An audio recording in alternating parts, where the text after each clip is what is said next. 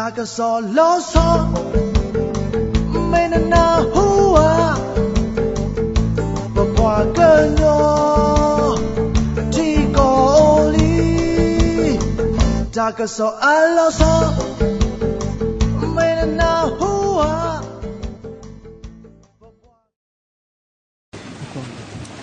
လက်ရှိနေစားဒေတာမှာရှိတဲ့ကျမ်းမာရေးပညာရေးလူထုအခြေပြုအဖွဲ့အစည်းတွေ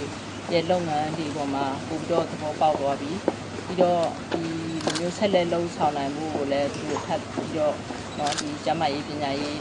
လူထုအခြေခံအဖွဲ့အစည်းတွေနဲ့ဆက်လက်ပြီးတော့လုံးနိုင်မှုလည်းဆက်ပြီးတော့ဒီလိုကိုယ်စားလှယ်များထပ်လုပ်ပြီးတော့ကျမတို့ဒီရန်ကုန်ကိုအခက်ခဲမှာတော့အမတန်ကြီးမားတဲ့စိန်ခေါ်မှုတစ်ခုကကျမတို့လူနာတွေကို3သိန်းခွဲလောက်ပြုတယ်။တစ်နှစ်ကိုလူနာဆက်တိုးလာတယ်ဆိုရင်ဒီစိန်ခေါ်မှုကဆက်ရှိနေမယ်။ဒါကြောင့်ကျမတို့ကပြည်တွင်းထဲမှာရှိတဲ့ကျန်းမာရေးစနစ်တွေကိုကောင်းလာဖို့အားပေးမယ်ဆိုရင်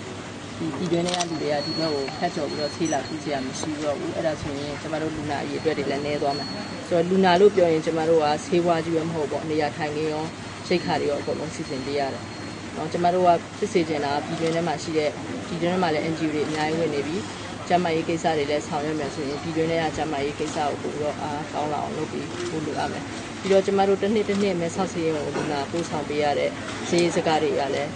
အများကြီးရှိပါတယ်ဒီမှာကျမတို့လူနာ3,200,000လောက်ပို့တယ်ဆိုရင်လူနာ900-800လောက်ပဲကျမတို့မဲ့ဆောက်စီရင်ပို့ရတယ်သို့တော်လည်းကျမတို့ပို့ရတဲ့လူနာတွေက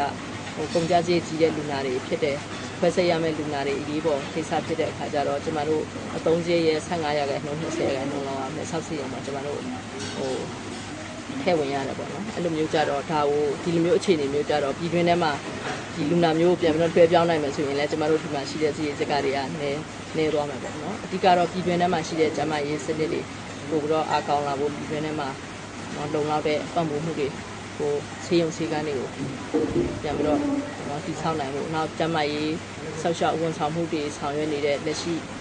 ဒီနေစားဒေတာတစ်ချောင်းမှာရှိတဲ့လူထုအခြေပြုအဖွဲ့အစည်းတွေကပို့ပြီးတော့တည်တည်ငြိမ်ငြိမ်နဲ့ဆောင်ရွက်နိုင်မယ်ဆိုရင်ယောဂကာကွယ်ရေးလုပ်ငန်းတွေလည်းပို့လုပ်နိုင်မယ်ဆိုရင်လူနာတွေနည်းသွားမှာပေါ့အဓိကတော့လူနာတွေ